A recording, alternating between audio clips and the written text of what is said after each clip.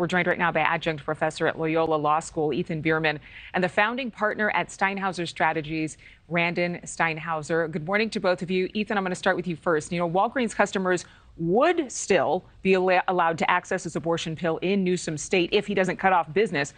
Wouldn't he be cutting off access to women's health in his own state, too, if he cuts business ties with Walgreens? Not at all. As a matter of fact, most people in California don't pick up their prescriptions from Walgreens. And what we're talking about from this governor is actually standing up for individual rights in this country against big government overreach from the right-wing states that have this false pseudo-religious belief regarding, unless they're Catholic, regarding the idea of when life begins, which has been rejected by every major religion other than the Catholic Church.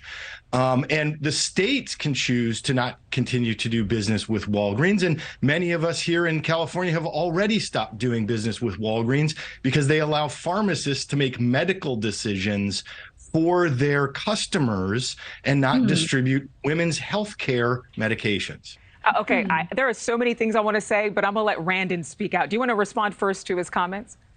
First, as a Catholic and as a mother of four, I just want to say it's always very interesting to me that men can come on and have so many big opinions about what's best for women. Look, the bottom line here is that this is once again an example of Gavin Newsom trying to insert himself into a national conversation that's about following the law.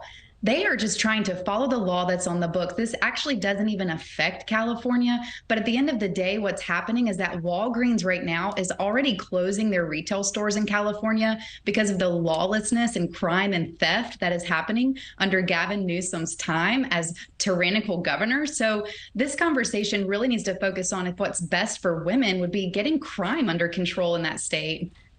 Ethan, I have to say, Walgreens, a federal judge ruling Walgreens can be held responsible for contributing to San Francisco's opioid crisis. So it's interesting, isn't it interesting that the governor of California, though he's not staying in the business of his own state, he's going national, didn't decide to ban this drug company when it was the opioid crisis, but is deciding to do it for the morning after pill.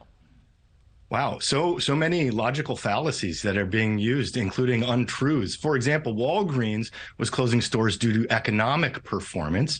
They never stated that it was due to crime. So that's just a lie about California again. And companies that are choosing to close for business reasons aren't related to crime. You also just falsely made a false equivalence between finding something out after the fact, ex post facto, regarding the opioid crisis is what Walgreens is being held responsible for. We found out after the fact that they contributed to it. In this case, Gavin Newsom is preventatively supporting women making their own choices about their own health and not letting pharmacists and large corporations make that decision for you. What's also fascinating about this, about Walgreens in particular, CVS, Costco, Walmart all received these same letters from those same attorneys general who are trying to do what all the red states are doing right now, which is forcing big government regulations into people's personal lives by deciding for them what they can and cannot do for themselves.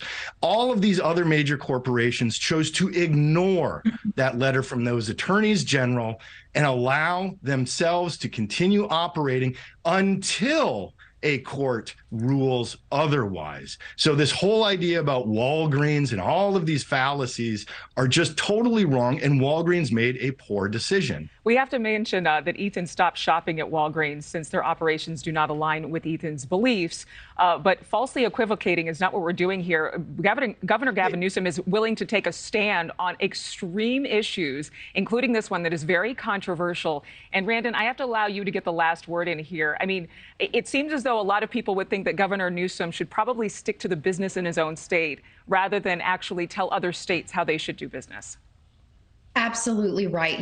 I just have to point out, I live in Texas. We don't have to lock up our toothbrushes and deodorant behind a secure case in our Walgreens. So absolutely, it's lawlessness and crime in Gavin Newsom's California. And at the end of the day, if he's so concerned about the government contracts that California engages in, I would like to know, is he still engaging in government contracts with the Communist Party of China, which does more to undermine human rights and right now has concentration camps with ethnic minority cleansing happening. So this is, again, a political stunt by Gavin Newsom trying to insert himself into a national conversation that isn't even affecting California women.